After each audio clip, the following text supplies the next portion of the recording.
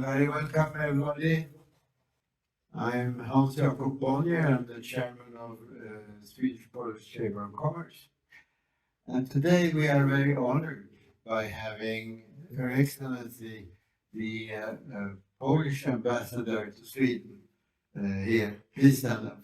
Thank you. Thank you. Thank you for being here. Very nice of you to come. Well, today we are going to learn more about AI, the very popular and important subject, technical development of the today's electronic development. But I myself, I'm a little bit worried about democracy. I'm sure you know that only 14% of the global population live in democratic countries. 14, and it's going down. And with AI, we are getting into a situation where we have difficulty in realizing what's coming on, both verbally as well as on the screen. There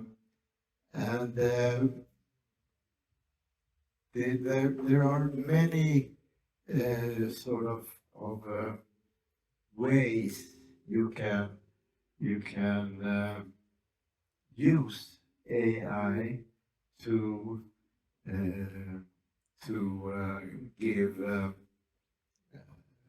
wrong impression of what's actually happened. The sort of false news can sort of destroy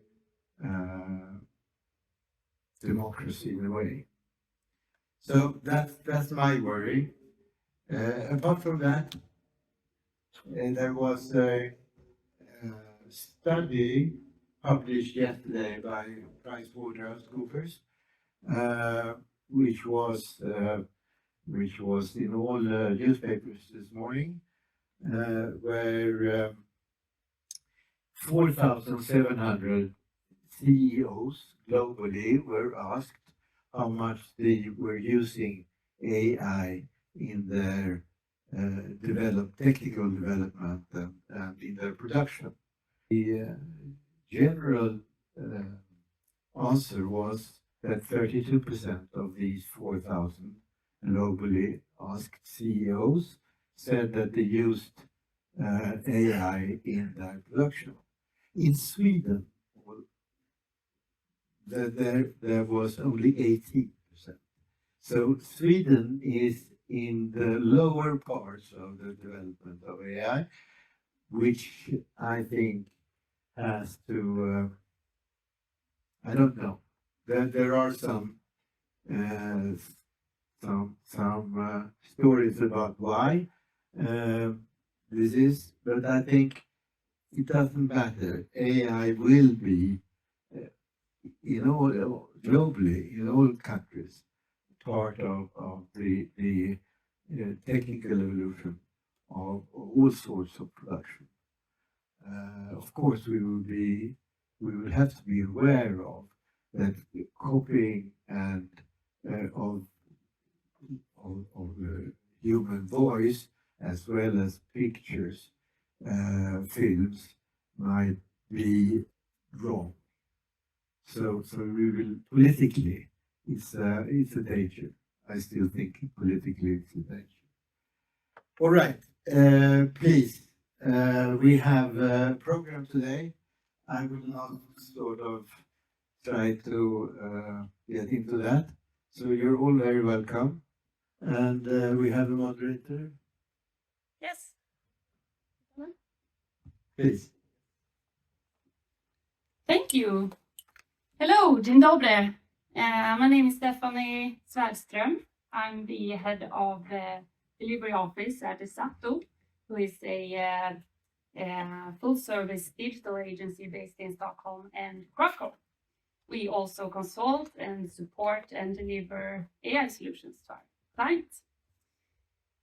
AI, though, the journey, at least when I was growing up, AI was basically sci-fi, and then moving on to in the background, creating solutions for us that's some more than others may have recognized in junk mails or facial recognition functions and such that has entered our world without basically knowing it.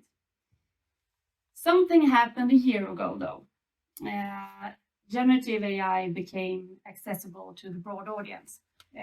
And a lot of money is put into this. It's massive and it's very exciting. But maybe in the future, this will be totally mainstream. So let's embrace this period of being scared and excited and curious and explore it a bit more today. In this event called Hands On with AI, How to Get Ahead of Competition. And we're starting off with welcoming Albert Cordinius. Thank you. Who is the senior manager at EY in Stockholm. And he will talk about accelerating business transformation with AI. Thank you so much. And thank you, first of all, for having me. My name is Albert Cordinius. I work as a consultant at EY in Stockholm. My background is within design and technology, and I've been in this field for the past 20 years.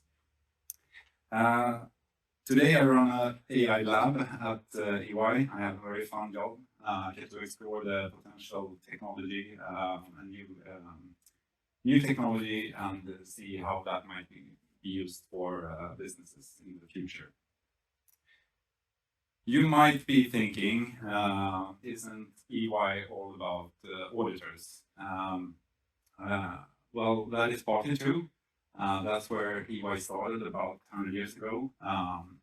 But consulting is actually the fastest growing service line. And over the years, we've added many. So today we support entire C-suite with services within, assurance, strategy, transactions, and tax, and so forth. We are 400,000 people in 150 countries, and actually a part of 70,000 of them are technologists. And I'm here today to talk about AI. And at EY, we really believe in this technology. We think it will have a huge impact on all businesses going forward, and we are investing $4 billion into it. And that goes for, diverse AI applications and platforms and upscaling of our workforce. So I will talk in 10 minutes, so bear with me here, about these three topics. I'll start with background and then a few slides on how we can adapt and where we usually start with our clients. Does anyone know who this is?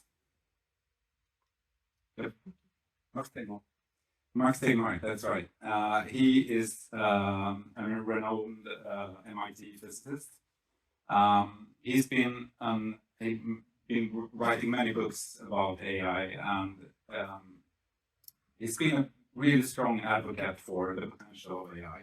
But last year, like in April, I think it was, he signed a letter together with Elon Musk and others, calling for a halt in all AI research.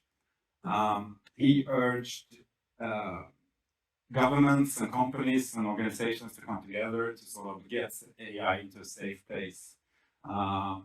He was worried that we were about to reach AGI really soon. So, Stephanie, you mentioned sci-fi. It feels pretty sci-fi, right?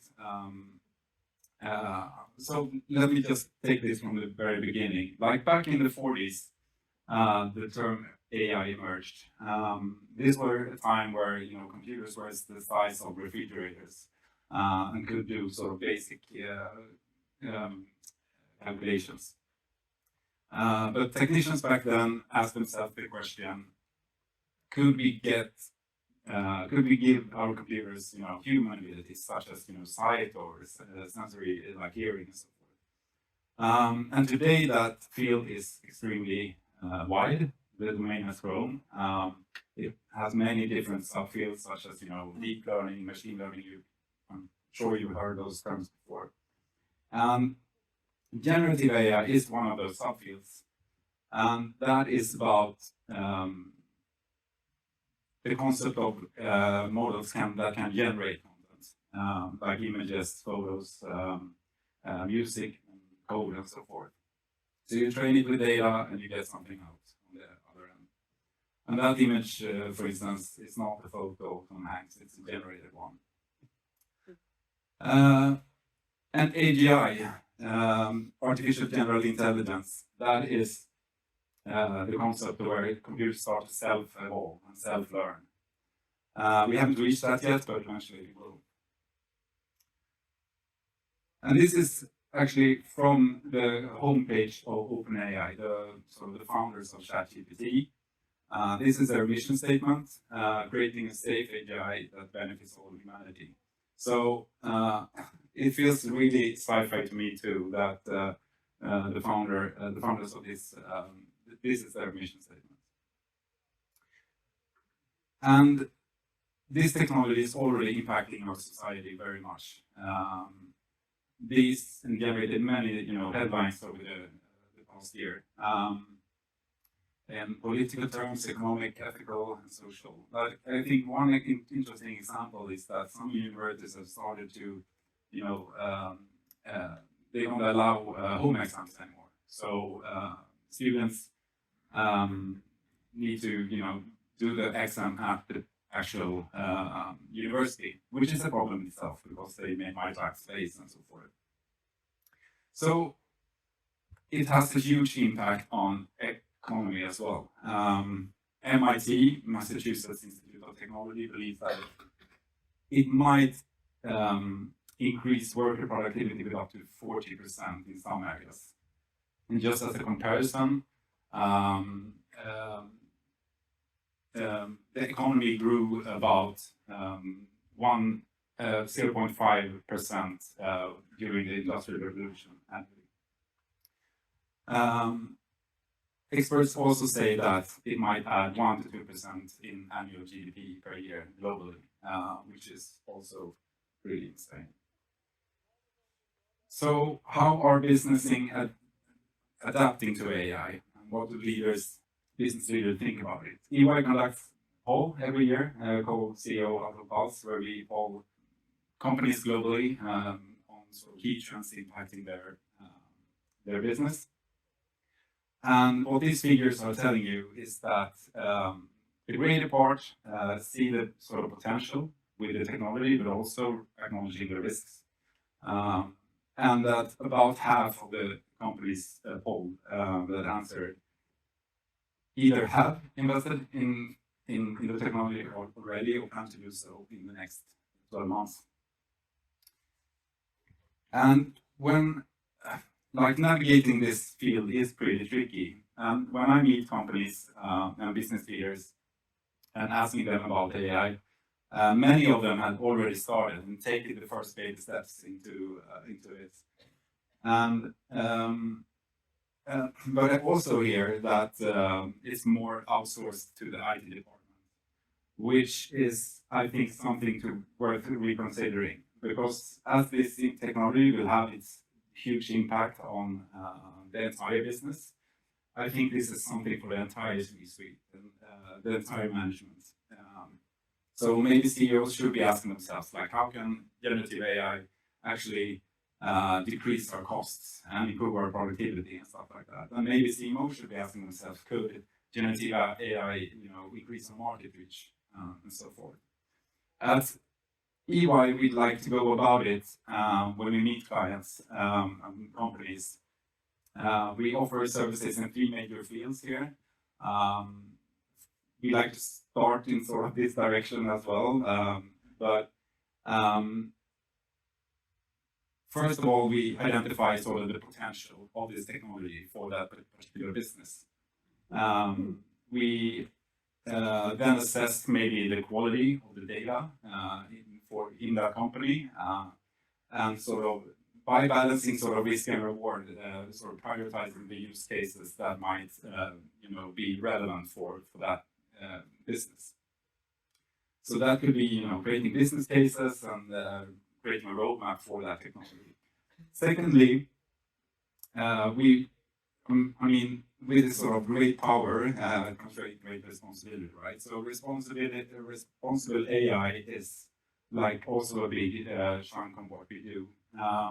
So we, given the fact that I think the AI EU Act is not already in place, it will be pretty soon. In a few years' time, people need to stay compliant to that. So you better start planning for that, and we support companies in that area too.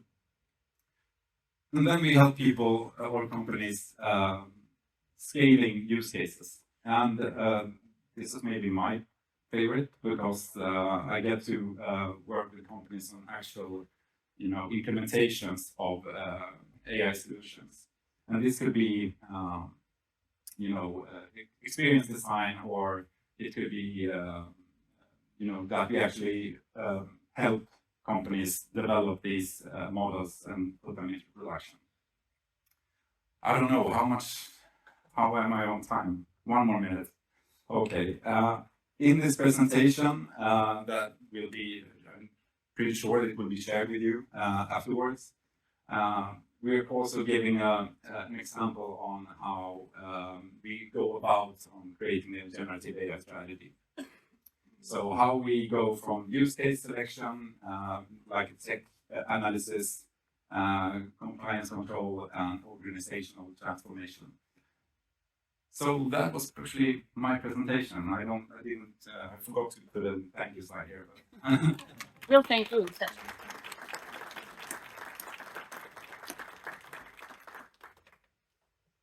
Thank you. Very interesting. What do you think is the biggest misconception for business leaders around AI? That's a good question. I think it could be because of the introduction of ChatGPT. Many business leaders think of AI as a chatbot. So everyone okay, what kind of chatbots can we produce? And I think AI is so much bigger than that. These models can help you, cluster data and tag data and so forth, and be used for so much more than just typing and chatting. Think about the possibilities. Yes.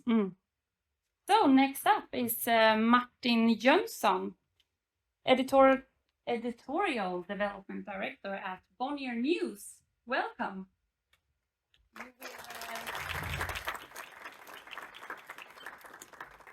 We'll talk about AI as a game changer, challenges and strategic action for the media industry. Thank you. Thank you for inviting me. I will, as a representative for the media, I will certainly talk about democracy, as Hans-Jakob did in his introduction. I work as editorial development director in Bonnier News, and that means working with a lot of new technologies and also working with how we handle platforms and how we handle our production and make sure that we can follow the development that are available. And I will talk about AI as a game changer, as Stephanie mentioned. But I will start to talk about tech trends, because it's always hard to evaluate a new tech trend. If you listen to the tech people, they will change everything. People will be using flying cars and 3D printed sushi, and Zuckerberg has invested billions in metaverse, and no one is using metaverse. The Google Glass was a failure. So it's always important to be able to evaluate and judge. Is this really a trend, or is it also something that will create a product, a market, desire among the public? And I think when it comes to AI, generative AI, and the changes that we've seen, the previous people will talk about, it's certainly that this is a force of disruption. We must understand when we see this kind of transformative technology, we must understand where this might take us and what we have to do in order to make sure that the impact are positive for us and society. I met with David Caswell, who is former chief of the BBC News Lab in Oxford more than a year ago, just after ChatGPT was launched. And he said that he's experienced 3 groundbreaking technology revolutions, which profoundly have changed the entire media business when he understood what the internet would be, when the smartphone was launched, and in a few weeks before this, when ChatGPT was launched. This is the dimension we have to see this in, as for the media industry and for society and for the consumers. So, there are different ways to handle this, different ways to look at this from the media industry. We don't have the same view on this. Of course, many of us see this as a great opportunity, which I will mention later. We can do great things with AI. That we also can see that it will make better experience for consumers, which we may use as an opportunity. But not everyone is happy, and we are worried about a lot of things, democracy, but also things like copyright, of course.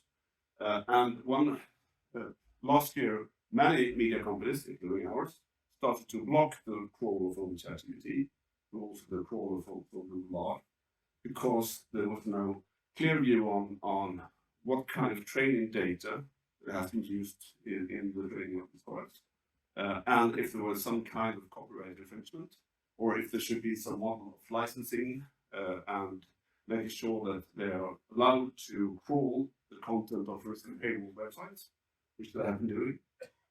New York Times was one of the first companies to block the crawler, and also the first one to sue OpenAI, which they did in December. And I might add, after trying to negotiate with them to see if they can make a deal, and when they couldn't, they sued them.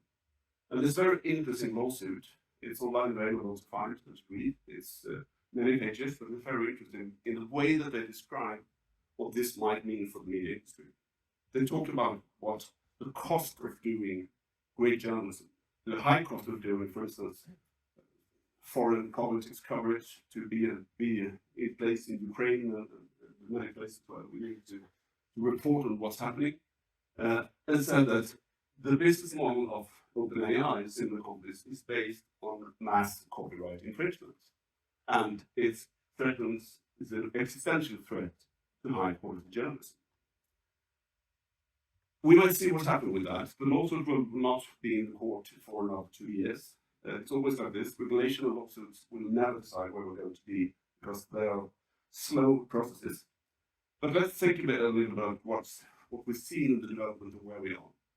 You all know about the history of news consumptions, the way that the relationship between the media companies and the audience and the products. And some things have changed, but not many things. It's still, although we have the rise of social media and ways to interact and to publish without being a traditional publisher, it's still very much one person with their gadget, which might be a print paper or a mobile phone or something else. What we don't know is what the future will look like. But what we can guess is that if we see what's happening with the generative AI, it may be more dialogue-based than previously. I totally agree with the previous speaker that it's not just about chatbot, it's much more than that. But it is a way that when you can get the product or whatever you are interacting with, that can understand who you are, understand what you're interested in, without you having to give away a lot of data, and be more personalized in the way that distribute content. This might be a very good thing for the consumer. But the problem, which I will get into soon, is what the effects might be for both society and for media companies. What we're doing in media now, I speak in general because I've spoken to so many media companies the past year, and we are basically doing the same things. At first, we're looking at efficiency.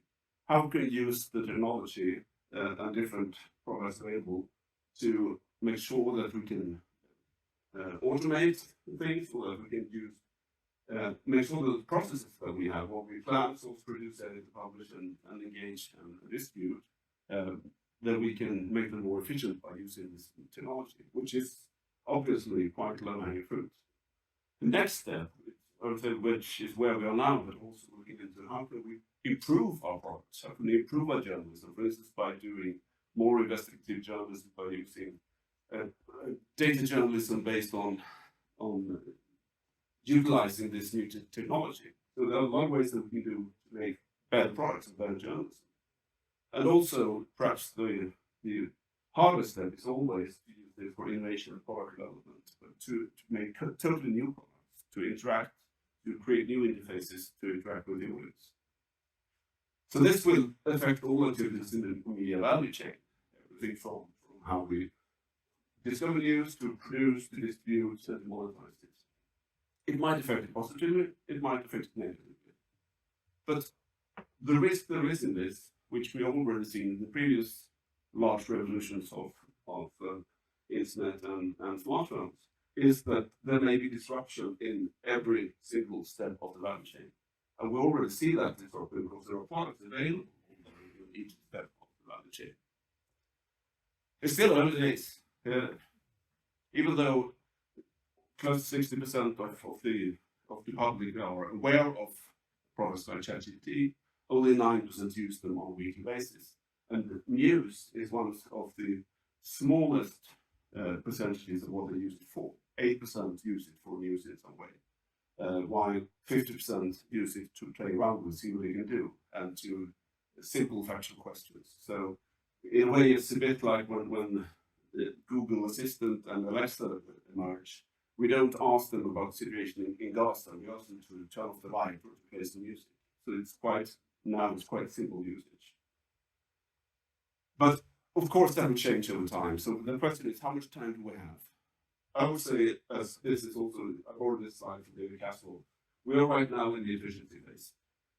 We will come into a transition phase where new infrastructure, a new process, a new product, a new competition will emerge, and we will move into a totally new ecosystem of information and news. We don't know exactly how long the way that is. We don't know exactly who the winners will be of this. In all these transition processes, there will be other companies that you expected. Remember all that companies that have disappeared, like MySpace and others, in the evolution of social media. We'll see the same things here. A few examples of impact that we can see already now.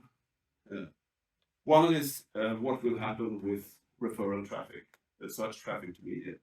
It's a large percentage of visitors to most media companies over the world, with the importance of Google and also social platforms. If the experience when you search for something, for instance, what planet is most similar to Earth?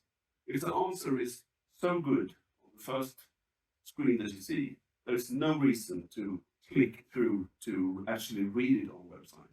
So the whole experience of having search engines as sort of pathways to sites with deeper information will disappear, or may disappear. We don't know. There's a certain risk that all search traffic, all referral traffic will go zero. And there already are a lot of interfaces where, for instance, audio with like Perplexity, like Pi, like many others that do a lot of summaries or do a lot of, for instance, voice interface that you never have to go to a website, but you also don't know exactly where you're going. So click-through rate will be zero, and if you look carefully here, you might see tiny blue dot. That is actually a link on ChatGPT in the UK, which no one, of course, uses. In most other countries, it's not available. And there will be new actors. For instance, channel 1 AI, which will launch. It's a totally generated TV channel with no human action whatsoever. And of course, we see a shitstorm of thinking, which is one of the largest problems mentioned about democracy. And what happens with this, and also with the tools that you have, for instance, Google is launching a new image generator that is absolutely fantastic. Is that it's so able to create this content that will be impossible to tell from real stuff. And this will, of course, affect trust. And it will build fact consistency, for instance, around elections. So according to Interpol, Europol, 90% of internet content can be fake in 2026. And we can see effects like this. When it was a fake image of an explosion outside Pentagon, the stock market went down in the US. Because it was also published on an X feed called Bloomberg feed, which was totally fake feed. So the final question, and this is my final words, can we trust these people to do the right thing? The companies behind all AI investments do have a track record of fail fast, of move fast and break things, and finally get to better results. But perhaps the cost will be very high in between. Thank you. Thank you. Well, this one more time too. I worked at Bonnier a few years ago, and I'm very curious about what Bonnier is doing within AI right now. We do a lot of things. We do a lot of things in the efficiency phase, especially to look at how can we, for instance, make more efficient in the production of news, more better and automated customer service, how we can use with chatbot conversations internally in the businesses, and how we can create new products. So we do a lot of things, actually, a lot of projects, and we are very positive about this, but we're also wary of the risks, and we have to think about not only regulation, but also in the public, how we look upon these products, and the issue of trust is going to be the most important of them all, for us and for society. Thank you so much. Now it's time for my dear colleague from Sato, Fredrik Hildebrand. Nepo You have such a long title, so I will read it. Senior Brand and Communication Strategist. And you will talk about generative AI killed the video star. Go ahead. Thank you. Hello, the audience in Stockholm, and hello, thousands of people watching online. My name is Fredrik Hildebrand. I'm blessed to work with Stephanie on a daily basis. And my claim to fame, except for working with Stephanie, is that I'm being followed by Spotify, Britney Spears, and Barack Obama on Twitter. And if that doesn't impress you, I also work at Isato. Isato is a digital communication agency. We have offices in Stockholm as well as Krakow. And if that doesn't impress you, we are part of D-Spark, who has like 350 people working with these types of questions on a daily basis in Sweden. And as you know, repetition is the key to knowledge and success. So I will say some things that you've heard from the other brilliant speakers, but now you hopefully will remember them more. What we've seen during the past 14 months is a ketchup effect. And for you youngsters who don't know what ketchup effect is that is based on these glass bottles from Heinz, where nothing comes and then all of a sudden your French fries are drowned with ketchup. And why is that? And it's also that the money is going towards generative AI. They are investing loads of money, insanely kind of money, like 35% of European venture capital is invested in generative AI. And we also think that the global BNP will grow by 7% just because of generative AI. So it's both investing and payback when you invest in generative AI. And why now? Because we've spoken about the science fiction and AI for many years. I mean, 10 years ago, we had the great movie Her, which now is almost real. And we had AIs who could draw pictures of a cat or identify a cat when it had scanned 3 million people or cats. Well, the thing is that this is just because of ChatGPT and OpenAI. And as NVIDIA's CEO puts it, that this is the iPhone moment of AI. All of a sudden, you don't have to be a developer or a master of science to understand how to use it, because now it's democratized and everyone can understand the power of AI and use it. And why is that? There are good people at OpenAI. I think this is one of them. She's the CTO. And what she says is that, okay, the difference is that the tech companies in general, they are not really good at understanding people. But ChatGPT, and as well as iPhone, is more understanding people. And as my good friend Rohit says, those who understand people are the ones that will win. Because if you don't understand people, you will have no business. And at Sato, we think of AI as an onion, where you have different layers, like on the outside, you use AI on a daily basis when you write messages, and it tries to, okay, your next word is probably this, or you use Spotify's DJ, or you make prompts, or you make pictures in Midjourney. And when you work further and further in, it gets more hard and more complicated. So start scratching on the surface. And as we said, this is more like, okay, how AI works in general. If the whole circle is AI, generative AI is focusing on deep learning, large language models for text, and diffusion models for image. So this is how it works. It's not very complicated. It's not a technical development. This is more like a business and human development. So my recommendation is start scratching on the outer layers of the onion, and then you don't have to start your own large language models with your own data before you have scratched the outer layers. And we speak a lot about ChatGPT and how powerful it is and how well known it is, but this is like other GPTs that is on the market, and ChatGPT is only one of them. There are at least 10 or 20 as powerful as ChatGPT, and they are coming more by the hour. So it's really stupid of me to show a picture of different GPTs, because this is like invalid tomorrow, because then there are new GPTs or services.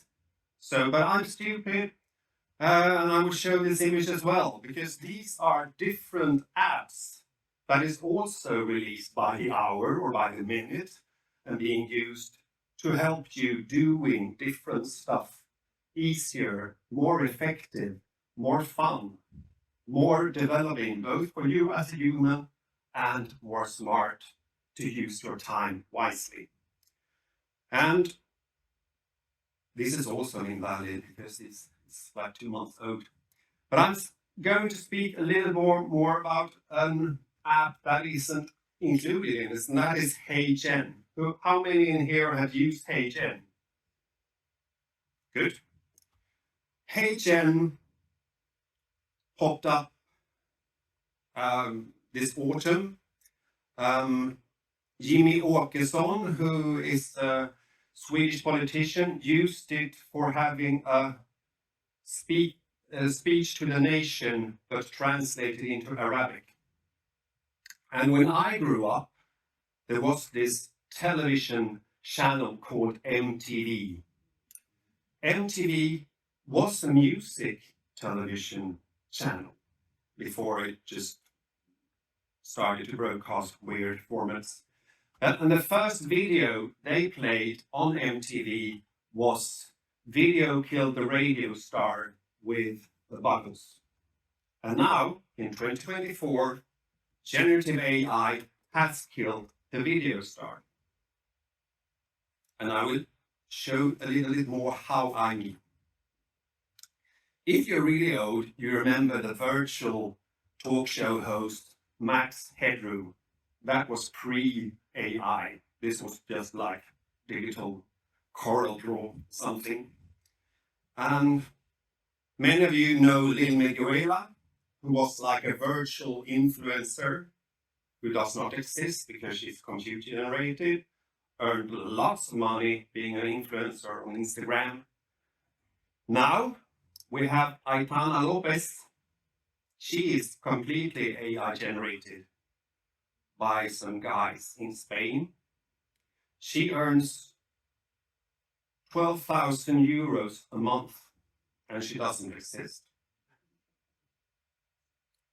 So now I will show my language skills, because I know like 10 languages. And sorry, I say that you are in Sundsvall. You know that you're not in Sundsvall, you were in Stockholm. Hello, Good Tech Conference, and hello, Sundsvall. Je dis habituellement que Sundsvall est le Austin de Skandinavie et peut-être que c'est le cas. Es ist eine große Ehre, heute hier zu sein und über zukünftige Trends und deren Einfluss auf uns in den kommenden Jahren zu sprechen. मुझे लगता है कि उत्प्रेरक AI यहाँ आज है. हमें खुशी मिले कि बात हो जाएगी इगलेबे. Creo que debemos cuidar mucho mejor la tierra y el suelo. Y creo que cuidarnos los unos a los otros. と考えます。皆さんに愛を込めて楽しんでください。お大事に。さようなら。Thank you, thank you. I know Swedish, I know English, I know German. I can be rude in both Russian and French, but I can't speak Spanish or Polish or Japanese. But HeyGen is like a really powerful tool. It now has, I think, 20 languages. So what it needs is that I have 30 seconds of my voice being uploaded in a video, and then it can create a synthetic version of my voice. It changes the lip sync visually, so therefore don't have your hands over your mouth. And then after 5 minutes, I have like 12 videos where I speak 12 languages fluently. And that is really good if you're a company that is going to have an international career.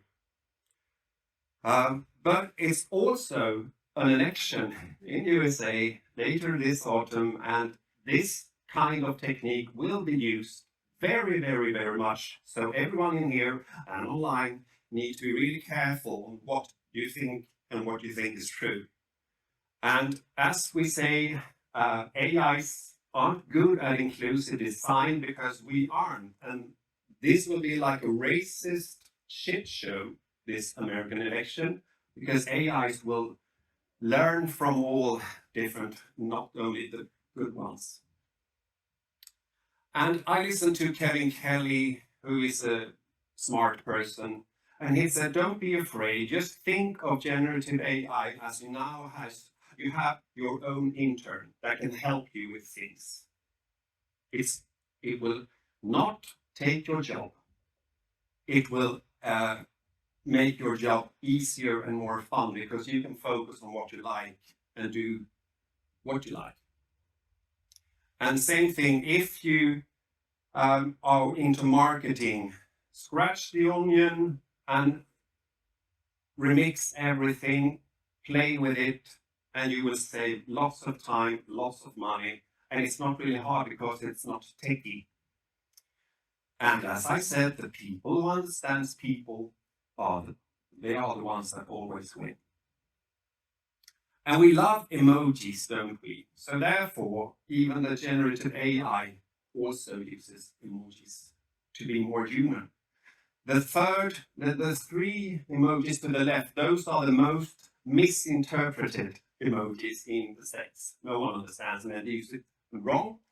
The emoji with a happy, sweaty smile is what I call the world's most used shimoji, because every woman I know loves to use this emoji. I don't know why.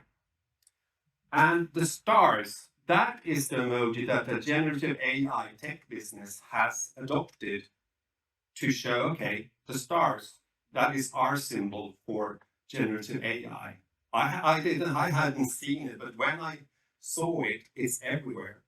Everywhere where you have like a symbol for generative AI, those stars are there. So look for the stars, reach for the stars, and thank you all for listening. Thank you, Fredrik. Thank you. So you mentioned that AI won't snitch our jobs.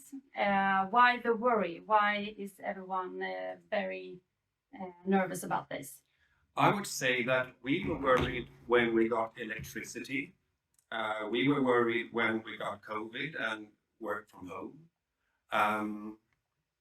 We are worried now because it's new and we don't know what the new is. But I would say that AI won't take our jobs. It will change our jobs. But it will also, if we should be afraid of anything, we should be afraid of those who learn how to use AI. Because they are the ones that might snitch your 9 to 5 job. But I'm all for it. Gen AI, not stealing jobs. Thank you. Thank you. So, moving on. Next up is Damian Maturek, Chief Innovation Officer at Software Mind. Welcome.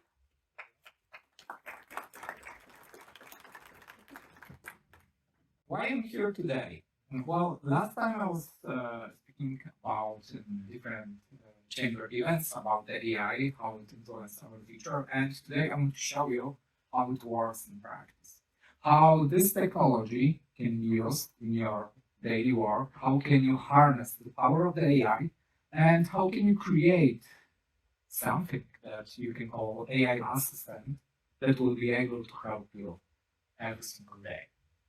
So, at the beginning, let's just answer the question, what are AI assistants? And AI assistants are it's called the software that is powered by the AI, in this particular case, large language models, which perform the task or services for an individual person or organization that normally requires human intelligence. So they are able to do things that we humans at this moment were able to do. And what kind of the different scenarios they can, it's called automate or do. This is the list, by the way, generated by the AI. I asked it what it can do, and it creates a list starting from the answering the question, provides the, let's call it, specific information, automated routing tasks like scheduling, reminders, to-do lists, and everything around it. Support stays on the marketing efforts and every part where we need to contact with another human in the digital way. Provide instance access to organization information, including an international knowledge base. And this is one of the best cases for the AI assistant when you have your so individual assistant that knows everything about your organization, knows where every documentation inside the organization are and what is in them. And also this specific assistant can access the specific information and the data from your internal systems in the real time or near real time. And many companies, and I know that a couple of companies that are here today also use this kind of technology, creates their own AI assistant for internal knowledge base. Next, we have assistants with individual daily tasks. We can use, for example, AI assistant to take notes for a meeting, to reply for our emails, to summarize them, to maintain the schedule of our workday, to help us with almost every single task that we are doing at this moment. Next one is automate onboarding processes, answer questions about internal processes, offer personalized recommendations, enhance customer services, and much, much more. So let's start our journey from how to build this kind of the channel, how to build, let's call it, this type of the technology. Now it will be a little bit more techy, but only on the high level. So at the bottom, we always have our AI part. This is the large language models. in this case that we're going to use. This is the technology that is responsible for the intelligence, for the, let's call it, analytic skills, and for the reasoning process.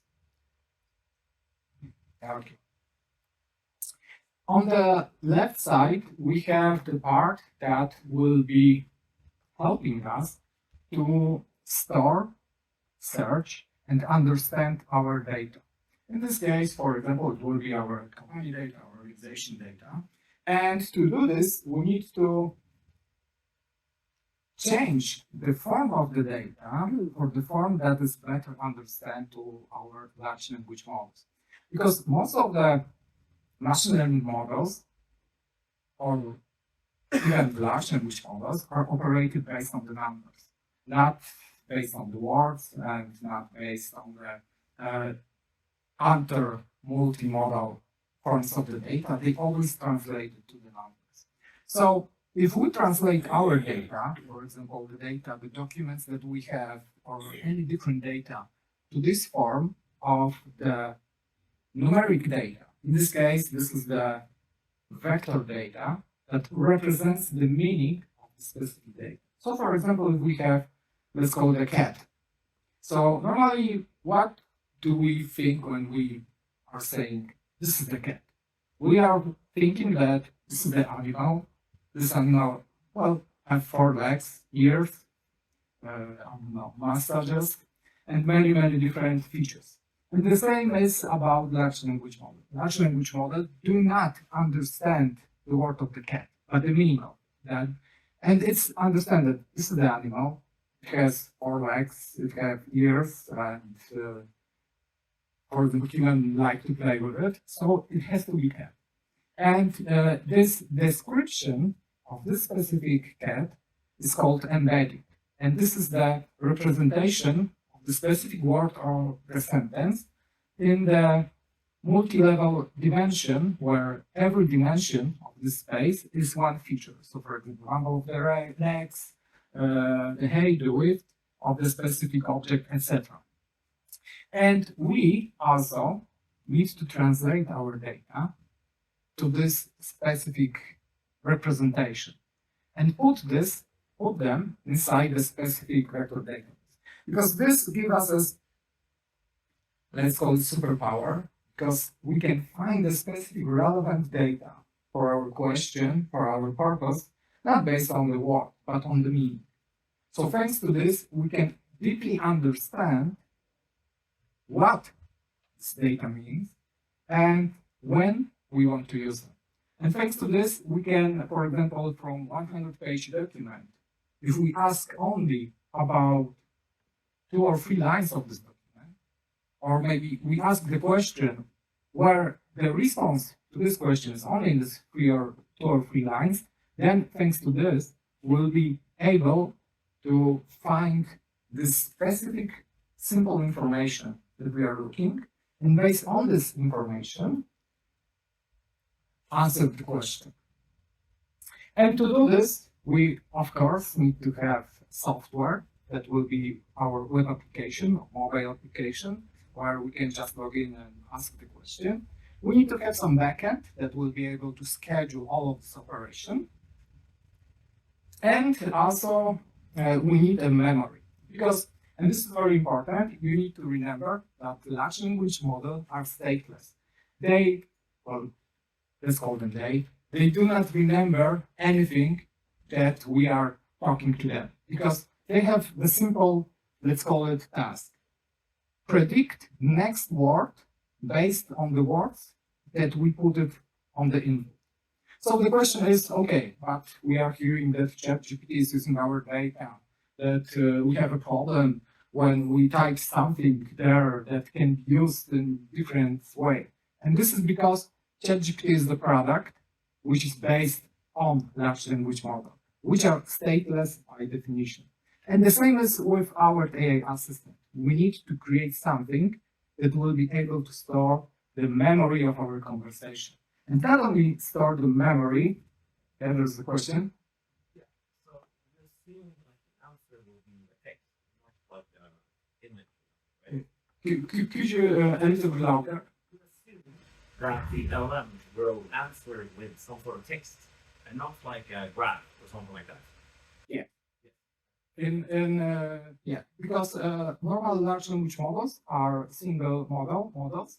The new version of them are the multimodal, so they can generate, well, they can interpret the different type of the data, but they still are generating the text data. But they can use additional models, like for example DALI, in case of the ChatGPT, to generate the graph. Okay. Yes.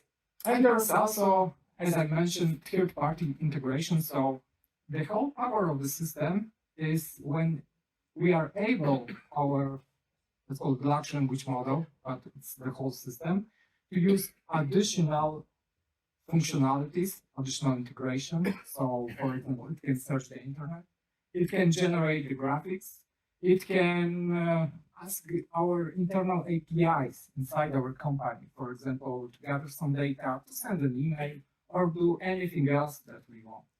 And the funny thing here is that it can use it in a very intelligent way. So we can just say to this system that, for example, this is the weather API. Every time when someone will ask what is the weather and place like a specific city after this, you will use this specific API and you will ask the weather service about the weather.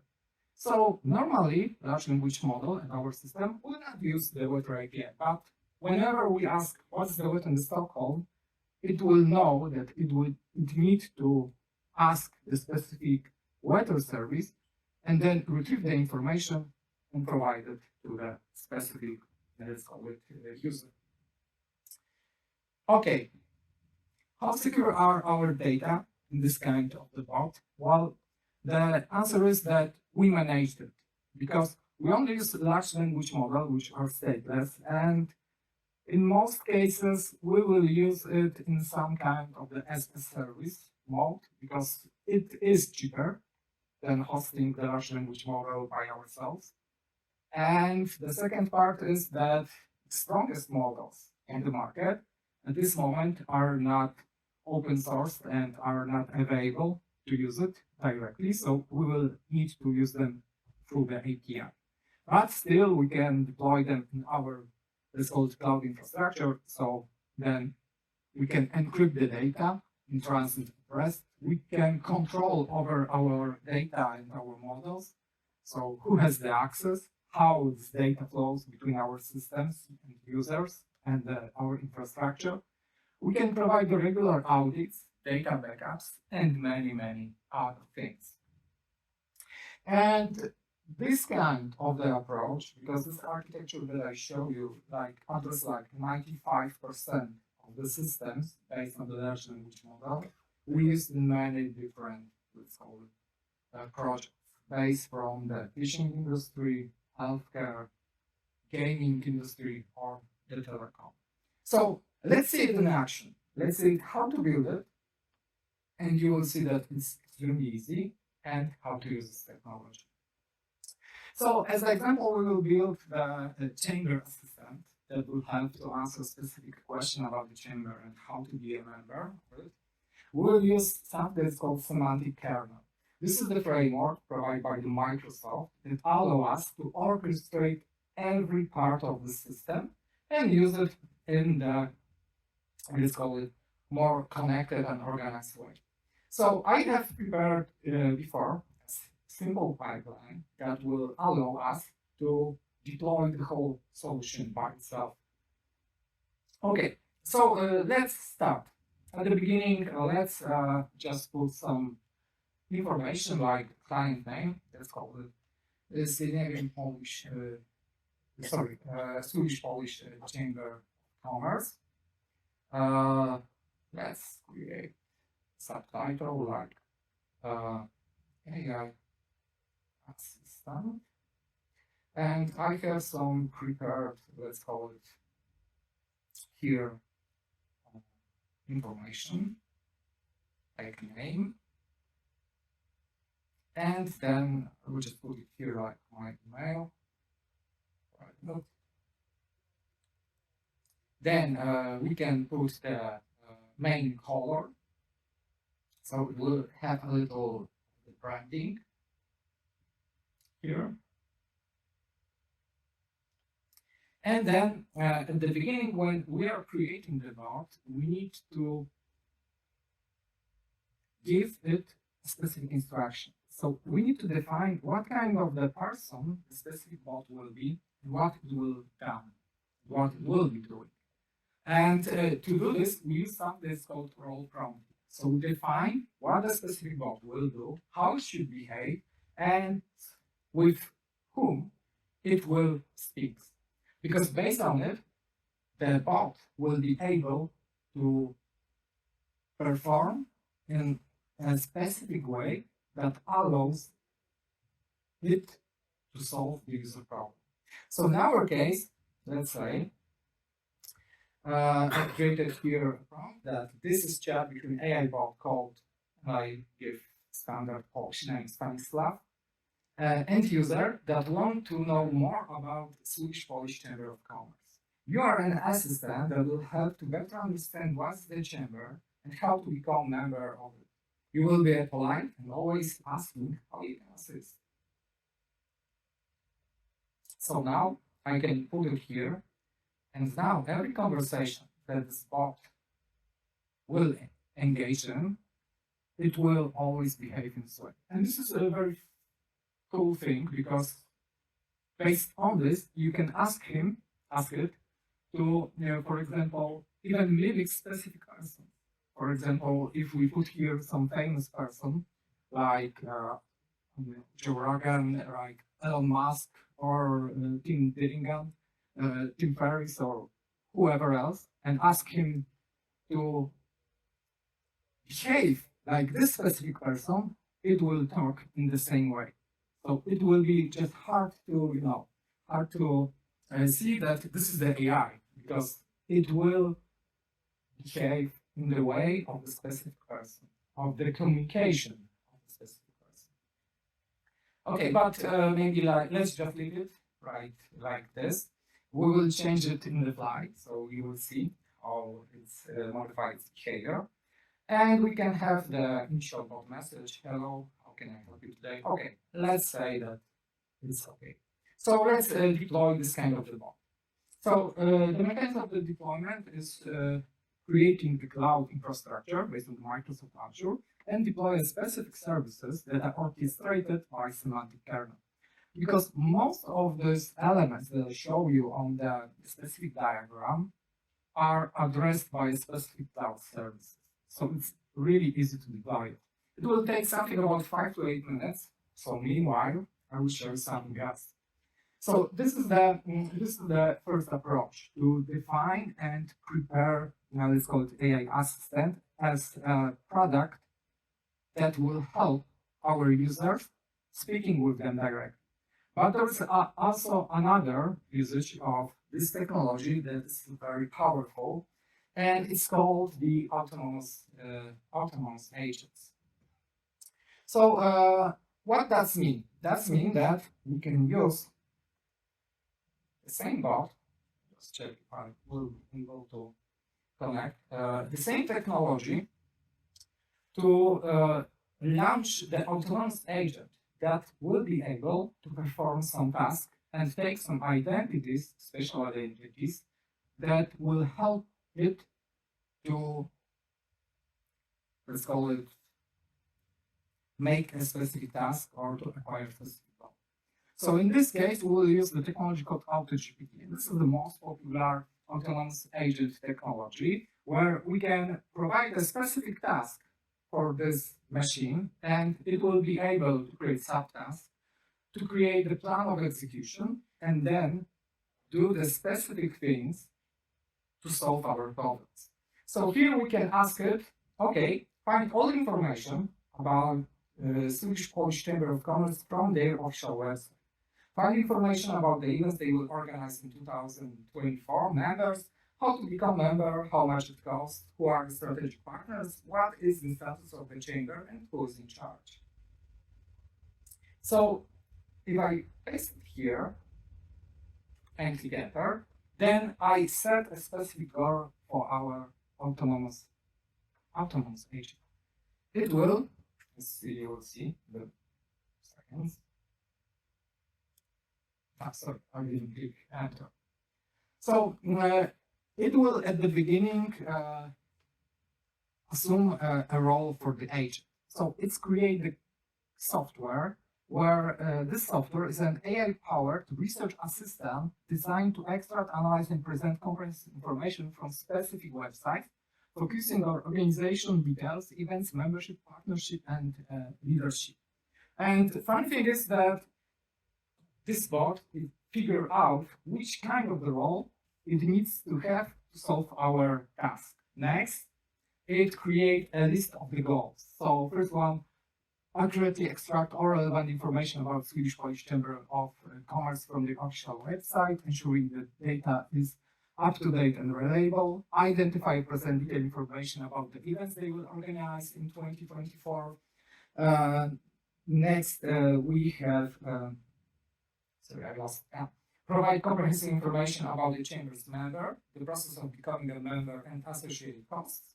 Identify and present information about Chamber strategic partners and determine the current status of the Chamber and identify the individuals in charge, including their roles and responsibilities. And it's figured out by itself.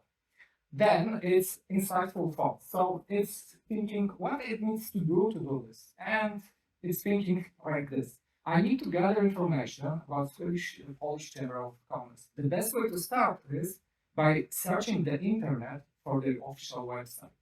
Then it's the part of the reason. The official website of the Swedish, so it's trying to figure out if, okay, this what I am doing right now, trying to do, is really the good move to solve my problem. So it's going through the phase of the reasoning of the next moves. Then, based on it, it creates a detailed plan for the next action, and then it starts to criticize. So it starts to thinking if the plan is really something that I need to do to solve the problem. So now it's in the role of the critic of its own, let's call it, goals, and start to criticize and, well, maybe let's call it thinking out of the box about the solution. So it's at this moment, this time assumes that the official website of the Swedish-Polish Chamber of Commerce is available and accessible. If not, I will need to find alternative sources of the information. So then it's go to the last phase, so speak, where it defines what it will do in the next, let's call it, step. Then it's asking us about our input. So if we allow it to do this, maybe correct the behavior, or ask it to do something else. Let's try putting the Y. This is the command that let's go. Then it calculates how much money it will cost us, because nothing is for free. And it starts browsing the specific website. The official website here is trying to, well, another organization website, browse it. It's searching the LinkedIn. So if let's give it a couple of minutes.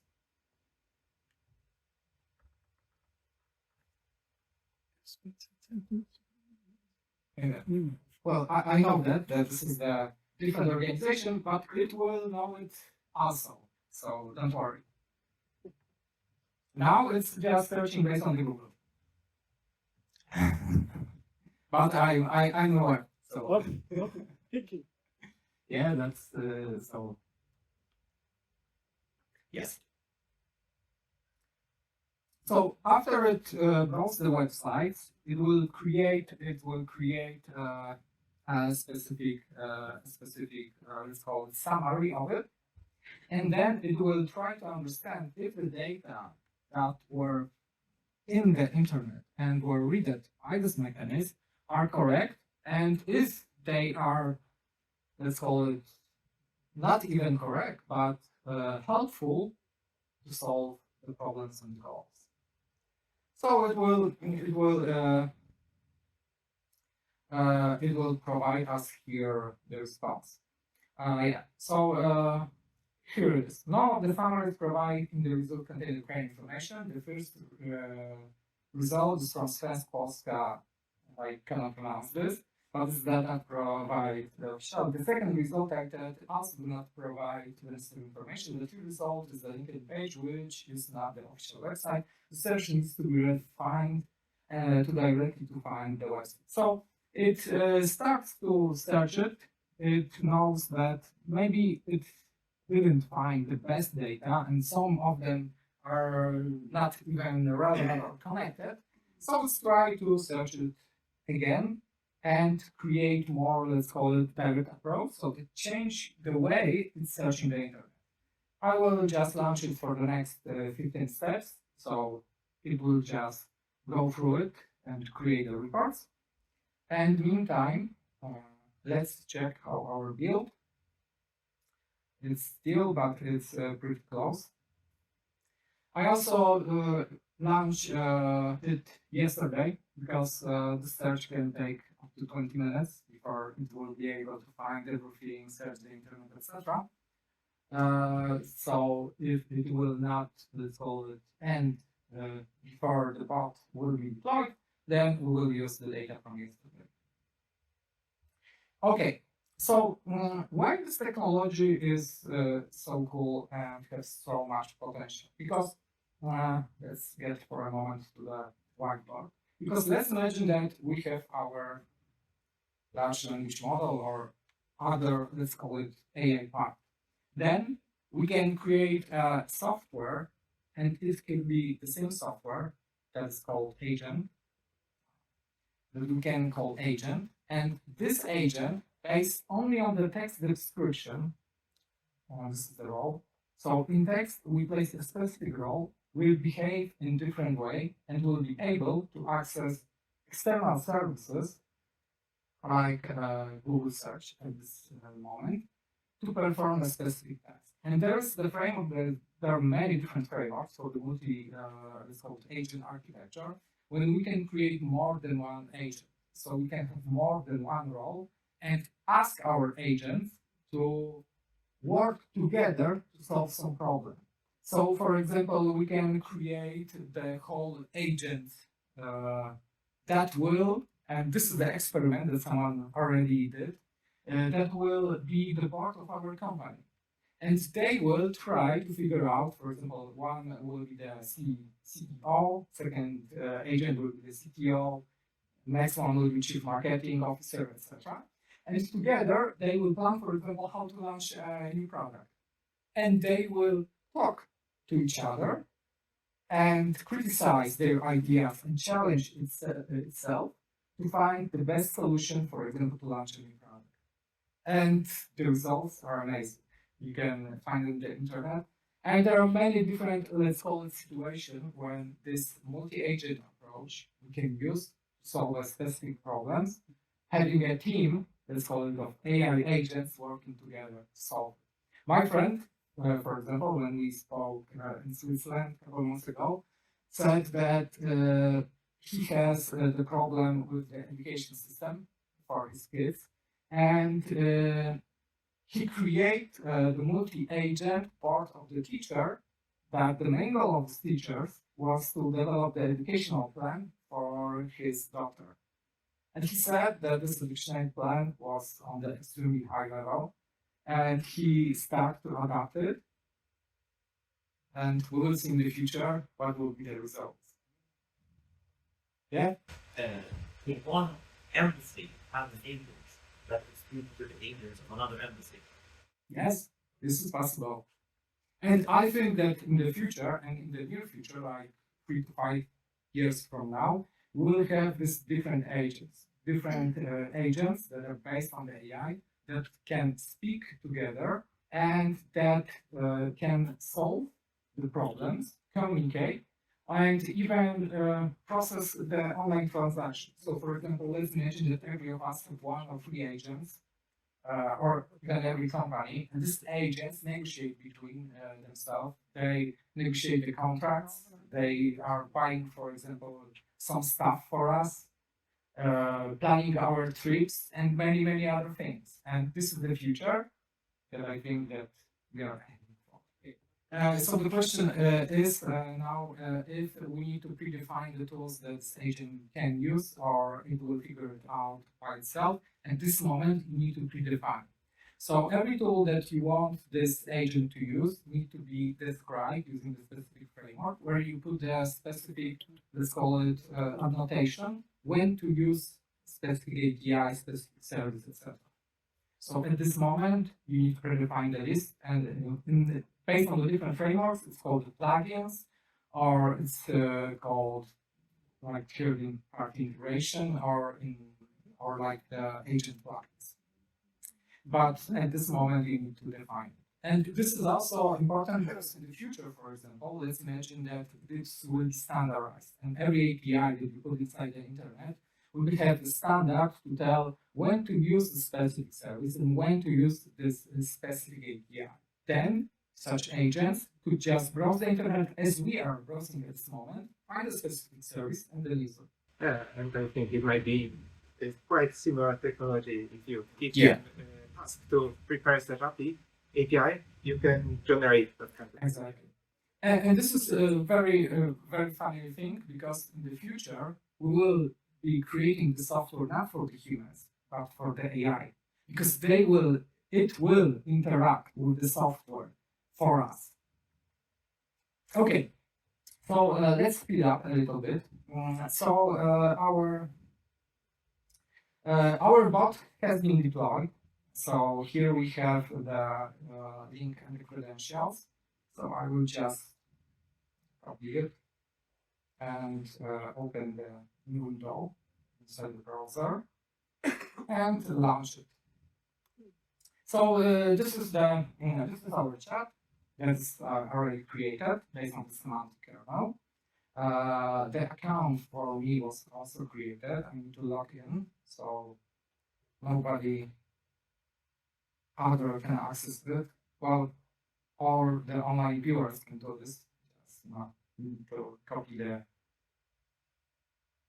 credentials on the link, but no one else.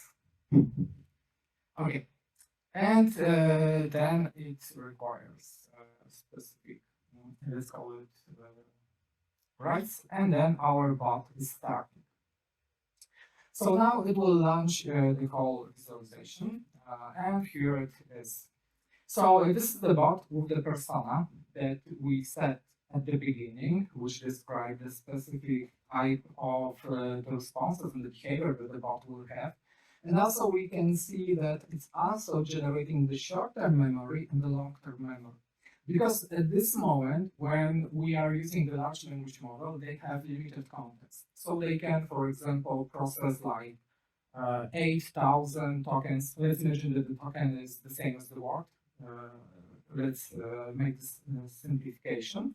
So it can process like 8,000 words at one request, 20, 40,000. The biggest one goes like 100,000 words. So if we have a long conversation, the problem could be that the conversation will be longer than the technical possibility to process this data inside our large language model.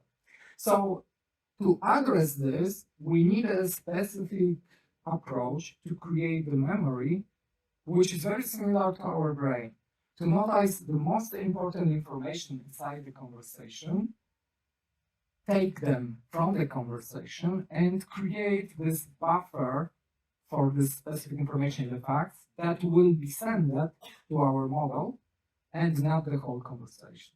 And here we need to build it together with large language model, because we do not know which information are relevant, so we need to use AI to track them for us. And this mechanism also does this, and you will see this in this example. Next, we need to upload the knowledge that we already have about the chamber. So I have here the query results from our, let's call it, AutoGPT from yesterday, and I upload our ops data. Normally, of course, you can use the indexing service and do this like in asynchronous mode, so just offline, not inside the chatbot itself. But for the demonstration, let's put it here. The data are, let's call it, indexed in the Azure Cognitive Search. So now we can start our conversation. So let's imagine I have my friends from Poland here today that are thinking about joining the STCC. They are the company that are creating the hardware. So let's have a real case example and say, we are a hardware manufacturing and designing company, and we are thinking about joining the chamber. How chamber can help us in building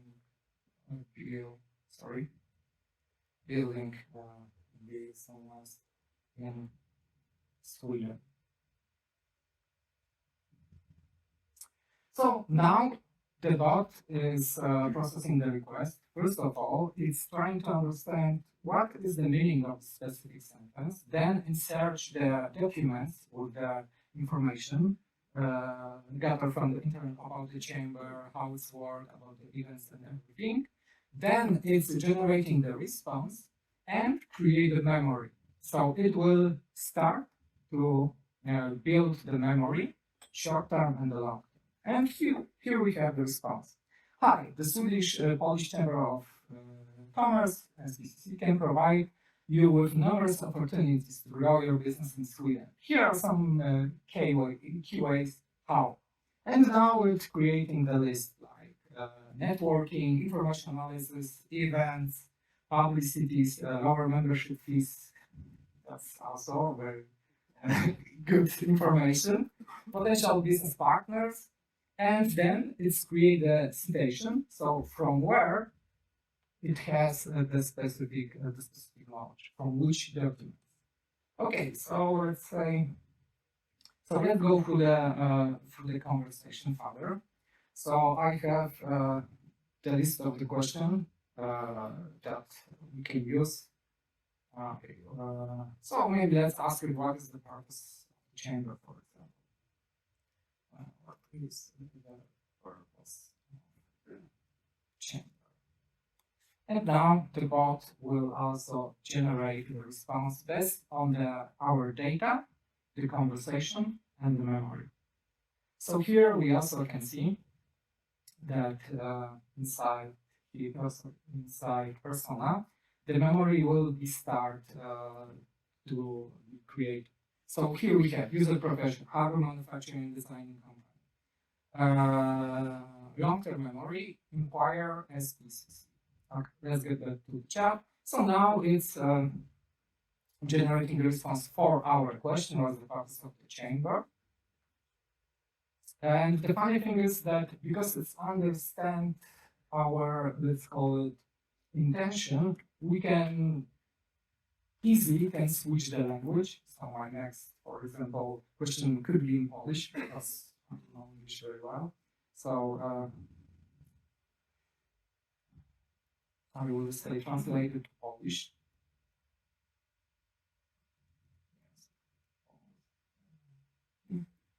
So I asked it to translate to the Polish, and it will be able to provide me this information in Polish.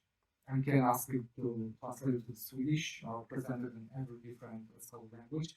I can change the persona. So for example, I can ask it, okay, now answer the questions in, let's call it Elon Musk style.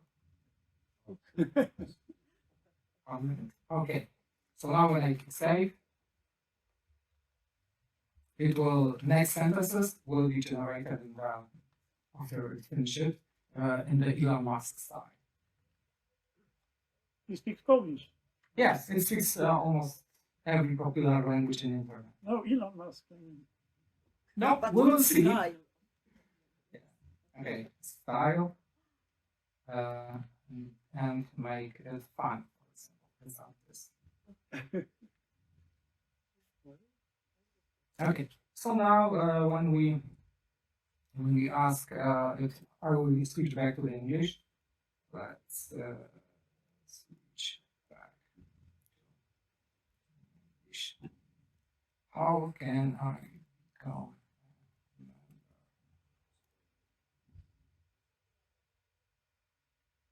And then it will try to answer this question, the Elon Musk style. Well, I didn't do it that to be seems to be polite and always yeah. So but maybe let's leave it. Without that design as many.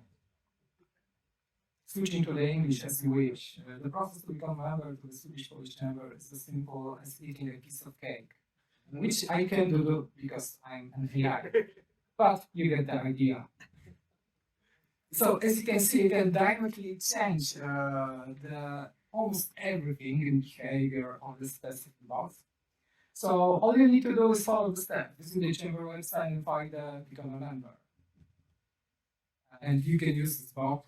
It can work on your specific, let's call it internal information. And moreover, it knows who you are if you log in, for example, based on your domain account. So it can always have a personalized communication to the specific user and use the language and behavioral concept that will be better understood by this specific user. Let's call it response. So it's pay the plan, give us information what is the cost of joining the chamber, and the best is the last sentence. That's it. Now it's that easier than launching a rocket to Mars. Can I assist you with something else? And also, thank you so much.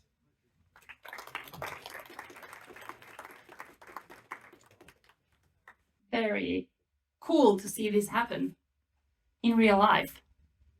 Big applause.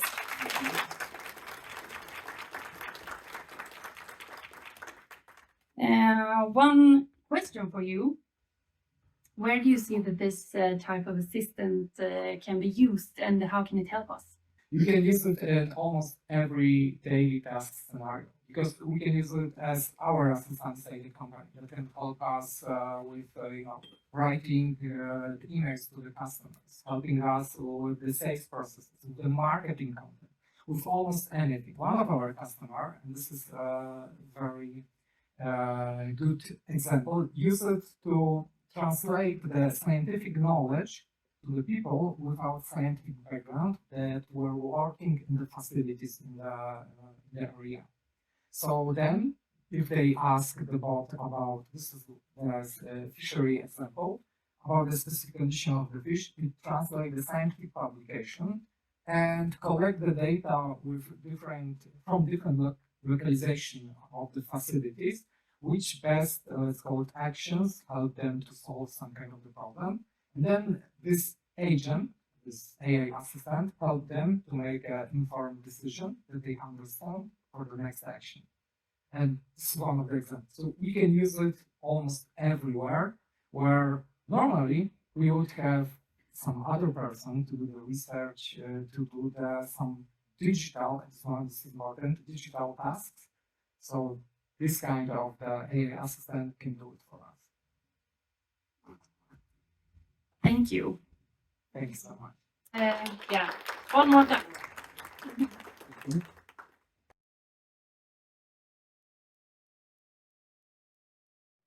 Hello everyone, so good to see you. We've seen each other digitally before, but finally in real life. So let me tell everyone what you are doing when you're not here. So the topic for the panel discussion is how is AI going to affect both our daily life and the way we conduct business. Very exciting. We have Theodore Anderson over there, Key Account Director in Ebury Nordics. We have Daria Mitas, Group Lawyer, RP Accounting.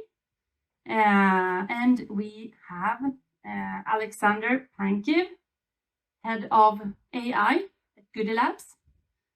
They're nodding their heads when I say their name, so you know. Angelo Prisello, CEO, Directio. Damian Wikowski, founder at LeoCode. And Marcin Lapinski, AI engineer at Solvit. Welcome. So you can present yourselves for like tops 1 minute. Okay. Yeah, thank you for the introduction. Theodore Anderson, eBay Partners. So we help companies manage the currency exchange risk and reduce the barriers for doing international trades. One of the strategic partners of the Chamber of Commerce. And we help especially Swedish companies move to Poland and Polish companies move to Sweden by setting up, for example, IBAN accounts to simplify international trade for both clients and their other parties that might need those kind of services, but also to help companies to manage foreign exchange risks, as we have seen over the past couple of years that it's been very volatile. And yeah, very happy to be here. All right, thank you for having me. My name is Daria Mitas, and I'm a head of legal department at RP Accounting. We're also a strategic partner. What we do, we provide taxes, tax advisory, legal advisory, accounting, and payroll to companies that want to come to Poland.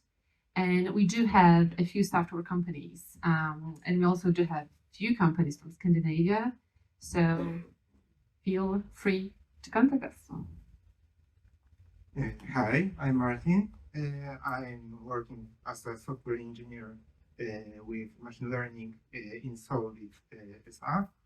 And my work is mostly building machine learning pipelines for computer vision applications like visual quality control in production lines, processing video of people, like tracking and pose estimation, that kind of pipelines, more or less. Okay, thank you. Thank you. Thank you. I'm Damien from LeoCode. So my biggest focus on AI is to create my own council of advisors. I'm a big fan of Avengers and comic books, so I want to be like Tony Stark and have my own Jarvis. And what I really love about the revolution of internet is that it allowed many people to access the global economy. And right now, I believe that we are in the front of the phase where we will have our own assistants to help us with everything like fitness, finance, and it's going to be accessible for everyone in the world, which might somehow influence like positive impact on the world. And there are so many problems we can solve with AI we'll talk today about. Thank you. Hi, everyone. I'm Angelo Prisello. I'm the CEO and owner of Directio. We're an IT services company with offices around the world based in Warsaw. I was feeling really good about our AI developments and things until I saw this last presentation by Damian. Now I would say we dabble in AI. We don't have anything close to that. Thank you. I'm Alexander from Goody Labs, and what we do is essentially we help our clients build nice, beautiful products that both work and help people. Thank you. Thank you. Okay, so first off, how is AI going to affect our daily lives? Let's just get that figured out. There are many things that AI can change, but essentially the primary thing is it can help us be more productive and find information faster, although the misinterpretation of the AI could be a problem. So that's something we should tackle later. Anyway, productivity.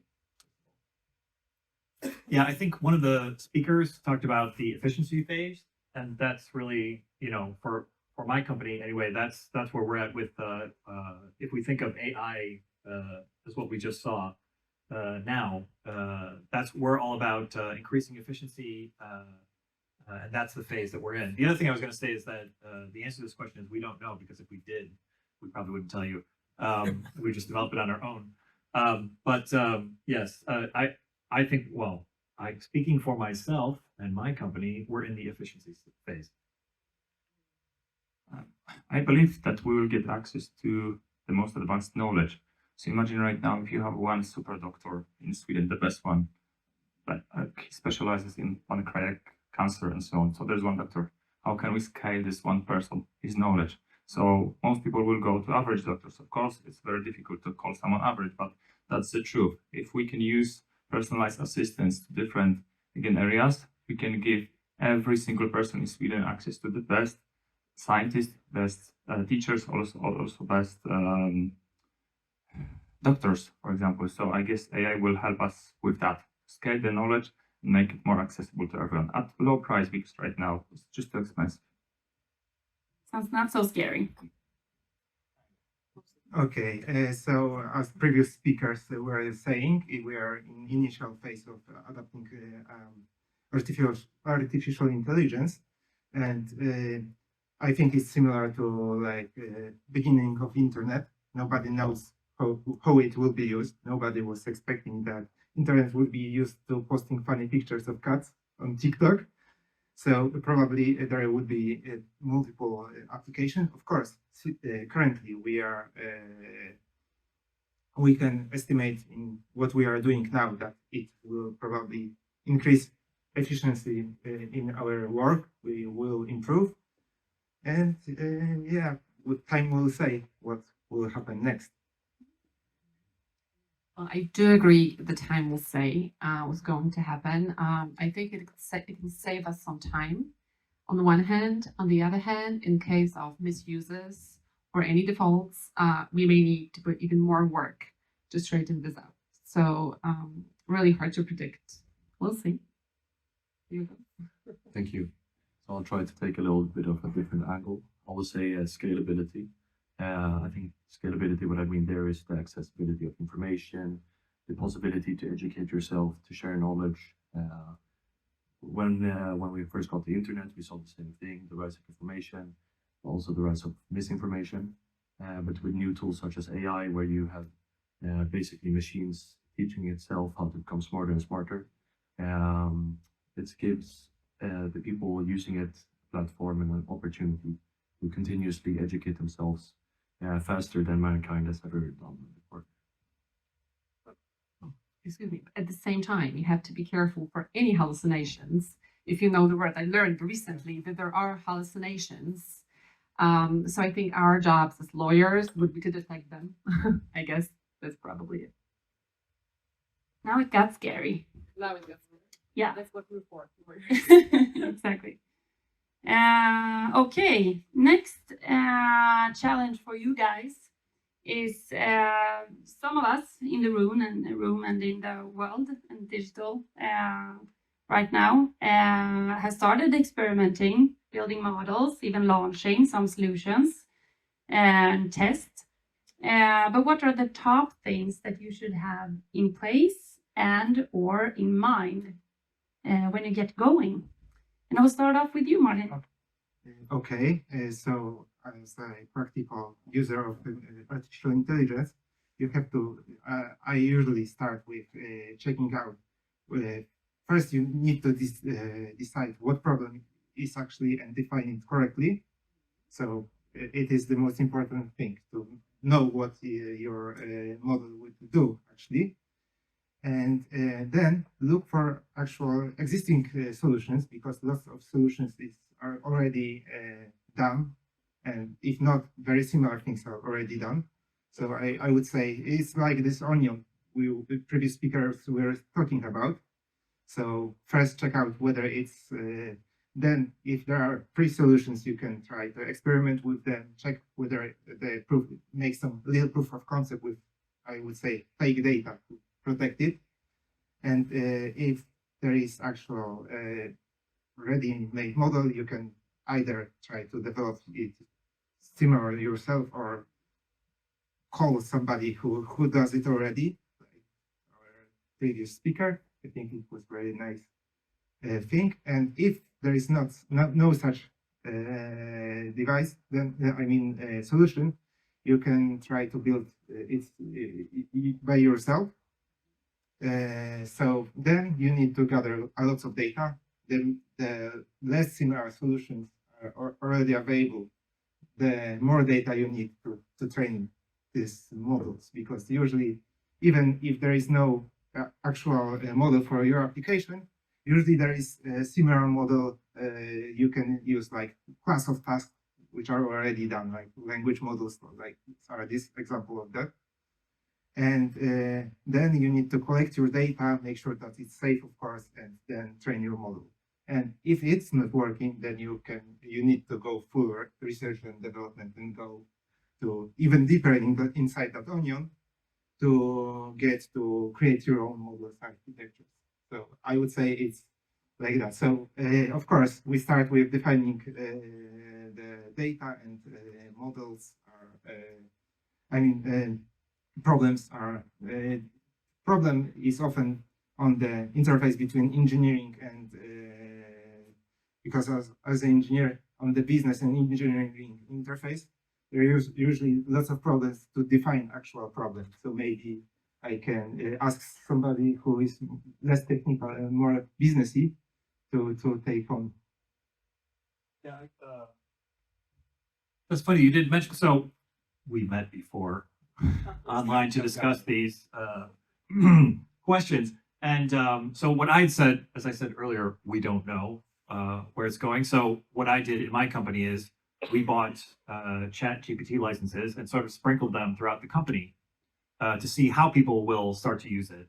And for example, the HR department, in terms of making job descriptions and job ads, it's an aid. I admit I did it myself. I'm a native English speaker, and I couldn't find the phrase I wanted for a particular line. I was proofing it, and I couldn't find the line, and I asked ChatGPT, and it gave me the perfect line, exactly what I wanted. So that worked for me. And it's also great for making marketing content if you're trying to produce things like this. But the thing that you said, the technical person here said, was I had said it, but not as well as you did, which was you should treat ChatGPT like your web browser. So you don't put any information in there that you don't want going everywhere. And if you have that rule of thumb, that will help you, especially if you sprinkle ChatGPT throughout the company, as I did. So what you said, I adapted that.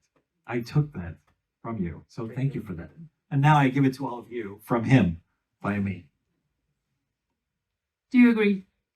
Yes, I agree, but I just want to add something on top of that. So I recently watched a documentary biography of Arnold Schwarzenegger on Netflix. And it's quite funny because there are like 3 stories of his life: being a muscle dominator, being a movie star, and also being governor in California. But basically what he said when he moved to America with his Austrian accent was like, I knew no one knew me, and actually my motto for the success was to be useful. And every time because he has a construction company back then, so he said, everything I do has to be useful. And I had this mantra also for the AI. Just to give you an example, we've recently analyzed an AI LLM for radiologists. So for example, right now in Poland, if you make an X-ray of your like chest or lungs or something, you usually wait 2-3 weeks for results, for the description. It takes time, especially if you have symptoms, you are stressed because you might have cancer and so on and so on. And with the current AI solutions, you can unlock the speed. So basically you can have results within like minutes, and it's doable, and the accuracy is already like 80-85%. What if we get to 95? And I believe personally that, except those crazy content creation machine images, they are stupid, let's be honest. Like, and I like writers, I like poets, and it's like human. This is what makes us human, like the human science. But we still have so much like AI that can solve those mathematical problems based on probability, which I believe will be mind-blowing in the future, like especially in healthcare, where we cannot produce enough people who will study the next 7-8 years. It takes too much time, and we still need those guys. We still need to replicate them somehow and share it. So I believe that's the aim for AI project. Focus on bottlenecks when it's super useful and it can have a huge impact on society and on people. Because at the end of the day, if AI will replace most of us, we will still have like human emotions. And we all know that there is so much we can teach our children about empathy, working with groups, collaboration, conflict management, wars, everything what goes around. And we don't have time for that because there's math, there's biology, history, etc. They have to remember so many stuff. They don't need to have that. Like Google solves half of that problem because we don't remember, we just search in Google. So I believe that AI will somehow again save our time, so we will have more time to spend this meaningful with children, for example. Because what you're saying right now is a typical example of augmented artificial intelligence, isn't it? There is a very interesting document that I will be happy to share with you. It's in public domain, so it's not hidden anywhere. And actually, I sent it to you over, and you probably took a look as well. OECD made a very interesting document. I have it here on me. It's Artificial Intelligence and Responsible Business Conduct.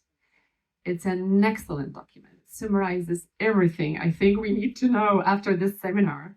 And what is important is actually they divide artificial intelligence and use of artificial intelligence in two ways. There are two ways of using it, as long as it is an augmented artificial intelligence, which is what you're saying and describing.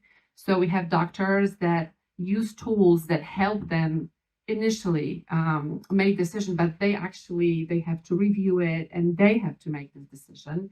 That's fine, as long as that's the case. And when we have autonomous artificial intelligence, that's getting pretty scary. So yeah, I can add to a little bit scary part that that kind of interaction with people when you are actually using artificial intelligence with actual people, you can actually generate even better data, which can be used then to train even better AI. So it is actually quite interesting feedback loop, I would say, in case when there are human in the loop. Yeah, so that's it. Maybe one Thank you. like because yeah, in some in specific cases you cannot have generative AI for doctors because the answer will be average because it will learn from average people or low qualified people, and then you don't expect high quality. So somehow I believe that if we will create those augmented AI, we'll have some councils of people who are like no offense, like smarter than the others. So the AI will be smarter than average. Well, I mean, the doctor can spend less time analyzing the chart and more time with the patient. That would be an improvement in quality. To be simple. You should say something. Yeah.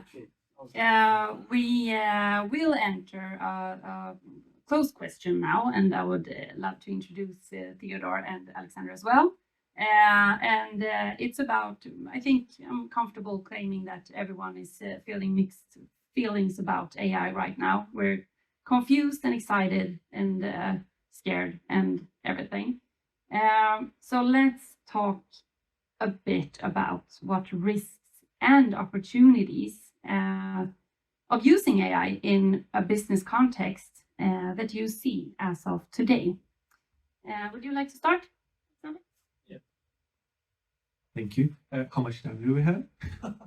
I'll Should give you the videos for Just, right.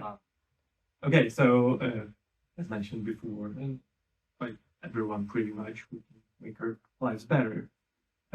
Although the main risk I see personally is the lack of understanding of what AI does, how it does it, its limits, because as panelists mentioned, we do have general models, we do have specific models, and every kind of model, every architecture, it has some general use. And what we've gotten into recently is, okay, we have a problem, let's make AI solve the problem. That's not exactly what we should be doing. Not to mention that introducing some sensitive data, or user data, or whatever, is a high risk in itself, because while we do roughly know how models work, we don't exactly understand, cannot know how the companies that are providing us with those models use the data that we pass to them. So that is more question of responsibility than technology itself, because technology will not harm people by itself. Yeah. And you, Theodore? Okay, so yeah, I think that to start off with some of the opportunities, I think it's this new introduction of AI is just another building block on Industry 4.0, the new industrial revolution. Just 5, 10 years ago, everyone was talking about 5G, how that would enable increased productivity in manufacturing by 40%. You hear all these percentages thrown out, but not anything really concrete. Now everything is about AI, and no one speaks about IoT anymore, even though that's very persistent. But I think that these are things where you can use tools to increase productivity, efficiency, and also enable growth. Just looking at how you can combine digital, virtual, and physical landscapes to create an infrastructure and a landscape of sharing information. We mentioned how hospitals can increase the efficiency and productivity and time management of doctors. Similar things are for a large corporation going to new countries. You're trying to onboard people in 5 different continents at the same time, while still developing and adopting to the new technology. If you're using AI, you can basically help to spread the information faster and more efficient, but also targeted to the audience. Now there's new educational systems where you can measure the kind of level of the onboarding of new people to companies, so that you can kind of optimize the learning journey and avoid maybe churn rate of employees because they don't really understand what the company is doing basically. So it solves the problem of information asymmetry, which I still think is a very prominent problem to businesses and the scalability of companies as well. And talking about risks, in the introduction, democracy was mentioned. When I think of democracy, I should think about freedom. And when I think about freedom in this kind of context, it's a lot about data and data privacy. Like was mentioned here in the panel earlier, people are now thinking about the tech more than the actual value and the input of information. I think it's very easy when it's coming new tools like AI, people jump to the technology without really thinking about the underlying consequences of using it. So you can hear already about lawsuits being made to big companies where their employees have been using sensitive information to kind of just optimizing an email to get the right kind of context, but then ending up using that sensitive information and spreading it with machine learning tools so they can apply the same information to other parties. So I think that now with the EU AI legislation which was put in place, I think that companies have approximately 2 years to comply to this. I think it's also very important that Asia, the US, and other continents and other markets are following the footsteps and is kind of regulated on a global scale. Otherwise, you're going to see that companies are leaving the EU because they're moving to markets where it's not as regulated, creating more opportunity to kind of prosper in this very unknown topic. Yes, please. Because you just mentioned Artificial Intelligence Act, I guess this is pretty important for all of us to be aware that indeed there are works in the European Parliament right now on the act, and they're pretty advanced, contrary to we were thinking a few months ago, but they're pretty advanced, and there is an agreement on the wording and on the proposal on how it should look like. And actually, it was a balance. It's a very delicate balance between fundamental rights of citizens, so and democracy all included, versus innovation. So obviously, it is a delicate thing. You're right, and there is a risk that businesses go away. But on the other hand, when you look at it, and I will just give you a few details of it because you asked about risks. So the Artificial Intelligence Act actually defines artificial intelligence. That's number one. We have a definition right now what it is, which is not that obvious because we use this word all the time. But what does it mean actually? I won't give you the definition right now. It's pretty long, but it's pretty broad. But at the same time, the key thing I think is machine learning. So that's the key component of the definition. That's number one. They agreed on a definition. Number two is that AI is divided into prohibited AI and high risk AI. And the funny thing, I guess, is that the criterion for dividing AIs, it's not what they do really, but what's the intended purpose. So looking at the intended purpose, you can tell whether it will be a high risk AI or not. So, for example, everything that has to do with health and safety. So, everything included what you mentioned, health and security, like critical infrastructure. For example, freedoms, many freedoms. Well, freedom of speech is the one thing, but for example, migration, asylum, education.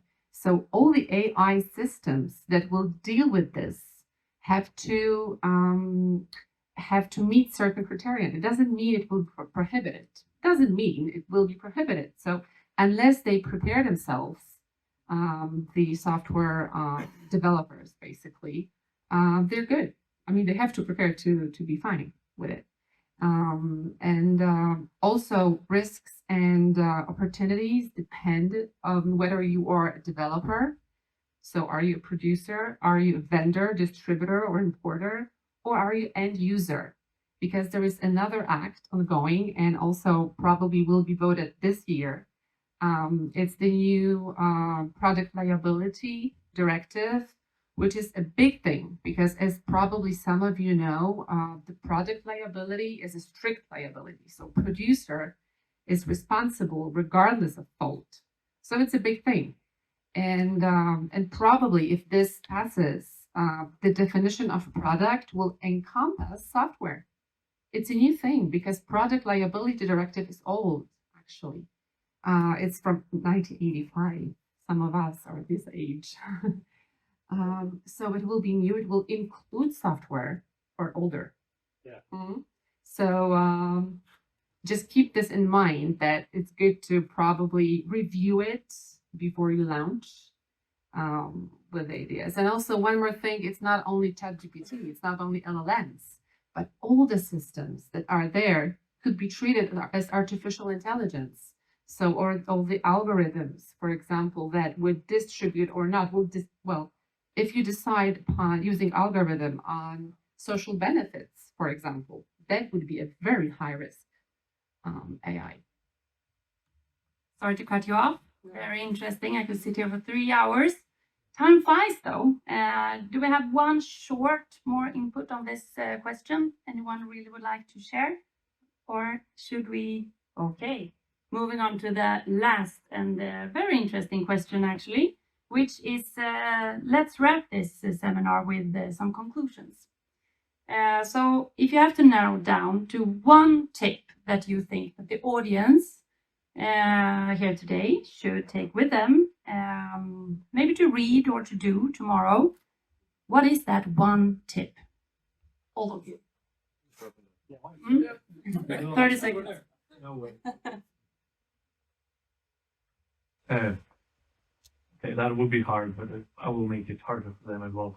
The primary thing to be aware of and to follow is to both be responsible using or building AI, and to also understand that there is certain level of responsibility we put on AI, and we should really be careful about it. My advice is to do what I did, which is to sprinkle. I mean, ChatGPT, those licenses, it's $25 a month.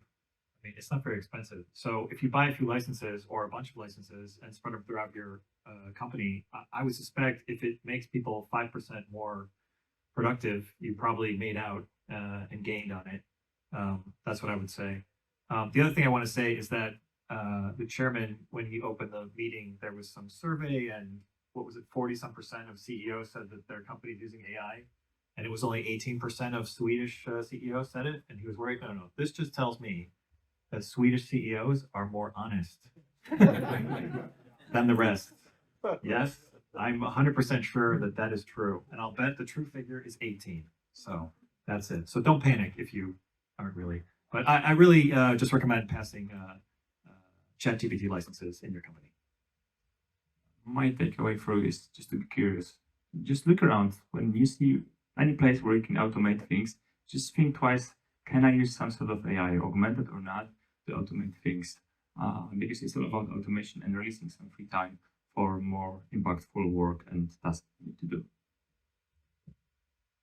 Okay, so maybe I will give some tips about safety. Like data in machine learning is fast and it may be sensitive, so mind what you're putting in it. You should remember that if you're using it to train your data in your company, your model in your company, you probably need to take account that it will be embedded in your model. So you have to take care of that as well.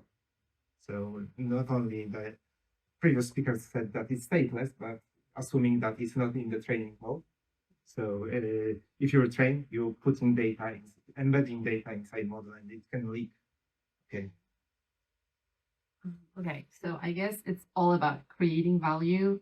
So I would say do not allow lawyers to discourage you from doing it. Just be prepared and look at the regulation and other rules that that could be useful and will be binding very soon.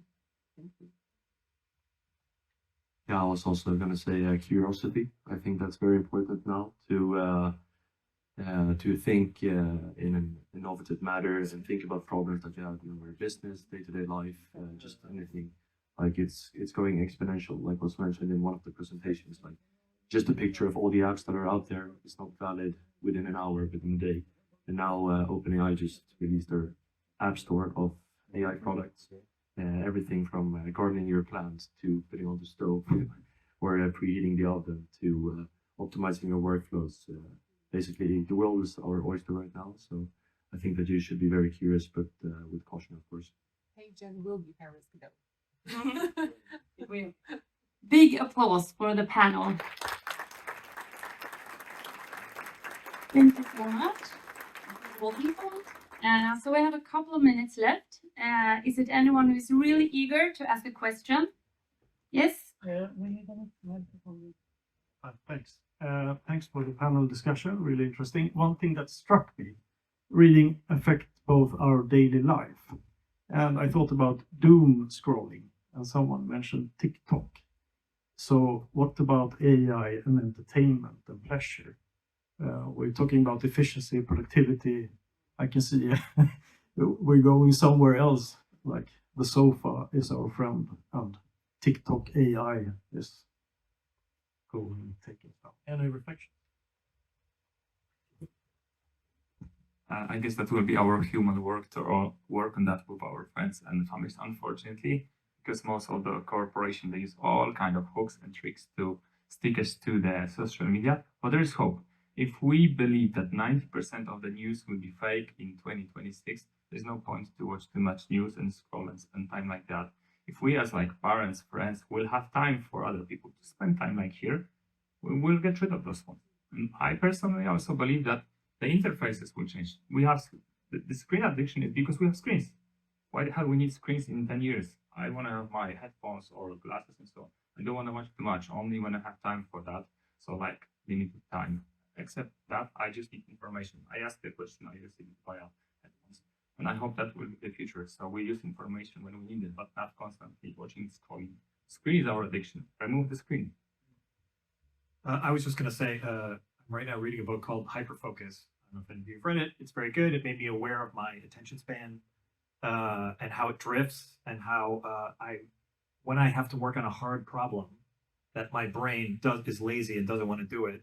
And I was like craving my phone because I wanted to, my attention span wanted to distract me because my brain is basically lazy and doesn't want to work. And so anyway, I'm only in chapter 3. So anyway, this book made me much more aware, and I really I can recommend it. Thank you for that one last tip. That's it for today. Thank you so much, everyone online and in the room.